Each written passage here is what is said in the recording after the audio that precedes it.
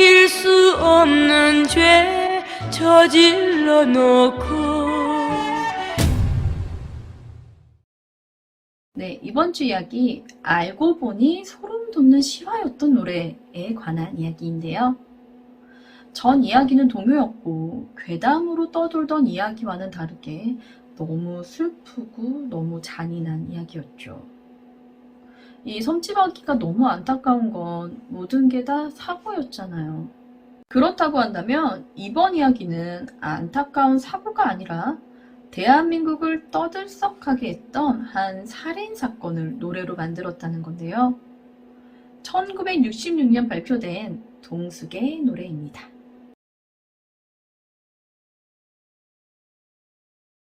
이 동숙의 노래는 트로트계의 데모라 불리는 문주라님의 데뷔곡이기도 하는데요.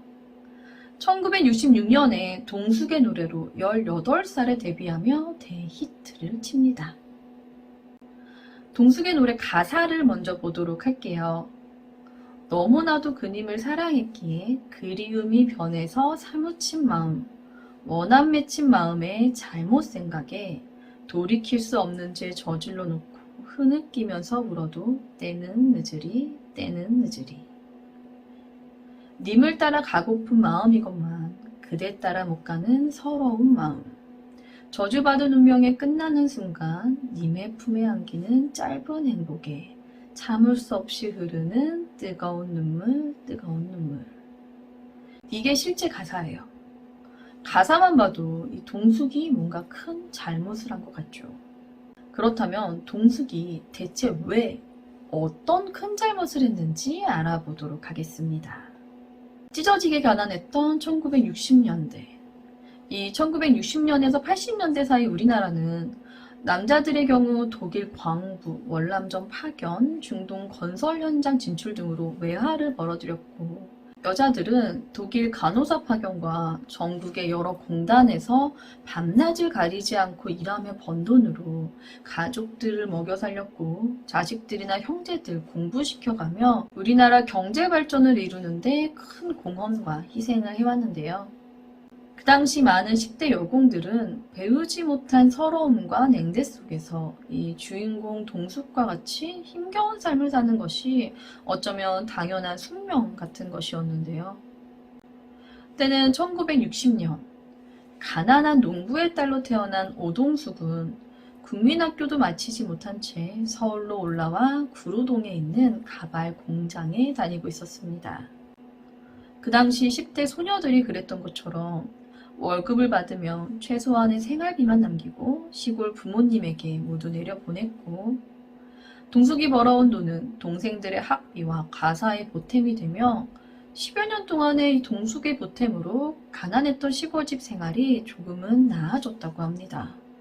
하지만 문득 자신을 뒤돌아봤을 때 동숙은 이미 30살이 가까운 노처녀가 된 나이가 되어 있었고, 지나간 세월이 너무나 아쉽기만 할 뿐이었죠. 동숙의 꿈은 글을 쓰는 국어 선생님이었다고 해요. 시골집 생활이 어느 정도 나아지자 자신을 위해 투자하기로 결심한 동숙은 중등 검정고시를 준비하기로 하는데요.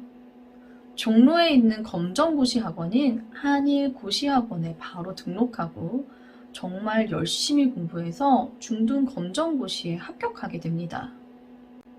그러다 이 학원의 한 총각 선생님을 사모하게 되는데요. 배운 것 없이 일만 하던 이 동숙의 눈에 말끔한 외모에 유식해 보이는 총각 선생님은 너무나도 멋져 보인 거죠. 착하고 순진하기만 했던 동숙은 선생님의 자취방에 찾아가 밥과 빨래, 청소 등을 해주며 소소한 행복을 느끼게 되는데요. 그렇게 선생님과 가까워지며 둘은 장래를 약속하고 몸과 마음 그리고 돈까지 모두 그분에게 바치게 되죠. 그런데 동숙이 다니고 있던 가발 공장이 전자산업에 밀려 부도가 나게 되며 감원으로 인해 동숙이 직장을 잃게 되는데요. 그러자 학원비가 없어 학원을 다니지 못하는 상태가 되는 거예요. 그동안 자신이 보태준 것이 있으니 이번엔 자신이 부모님의 도움을 좀 얻고자 잠시 고향으로 내려오게 됩니다. 동숙은 부모님에게 공부를 하겠다며 돈을 조금만 보태줄 것을 요구했어요. 그런데 때는 1960년대란 말이죠. 부모님이 여자가 공부는 무슨 공부냐, 그냥 여기 있다 시집이나 가라며 동숙의 부탁을 단호히 거절하게 되는데요. 10년을 넘게 가족을 위해 희생했던 동숙은 부모님에게 큰 실망감과 서운함을 느꼈고 부모님을 원망하면서 울면서 서울로 돌아오게 됩니다. 속상한 마음 겨우겨우 붙잡고 돌아온 동숙은 같은 학원을 다니던 친구들에게 청천벽력 같은 이야기를 듣게 되는데요.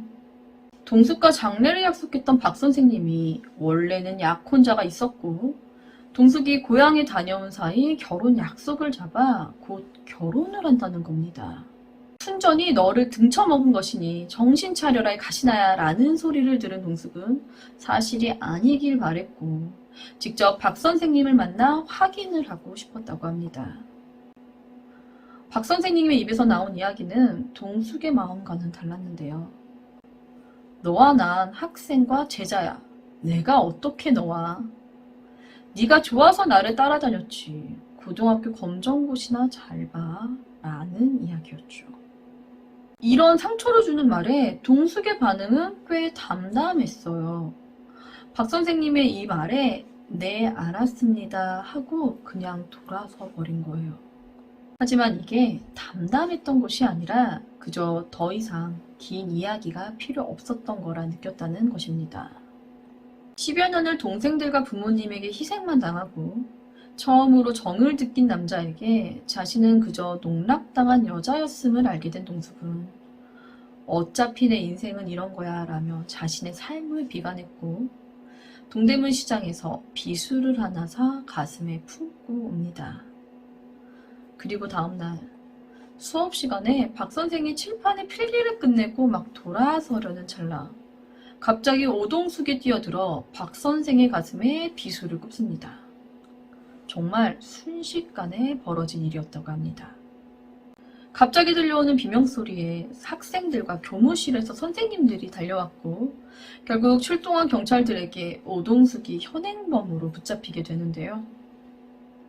이 경찰 조사에서 오동숙은 형사님 제발 선생님만 살려주세요 라며 자신을 탓하면서 하염없이 눈물을 흘린 채 선생님의 안부만 걱정했다고 합니다.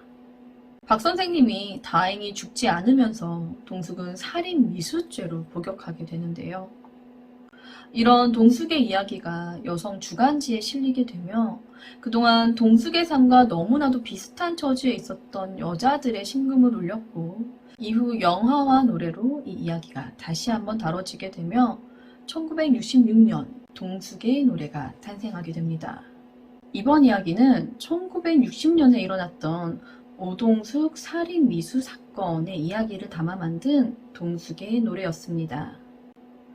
지금과는 너무나도 다른 환경에 생소할 수 있는 이야기겠지만 불과 60여 년 전만 해도 동숙처럼 가족을 위해 희생하는 것이 당연시 되던 시대였다는 거죠.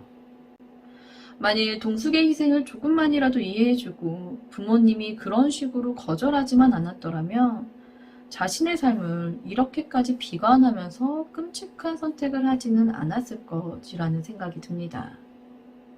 동숙의 노래 이야기는 여기까지이고요. 저는 다음 이야기로 넘어가 보도록 하겠습니다. 뉴스패치의 뉴스였습니다. 감사합니다.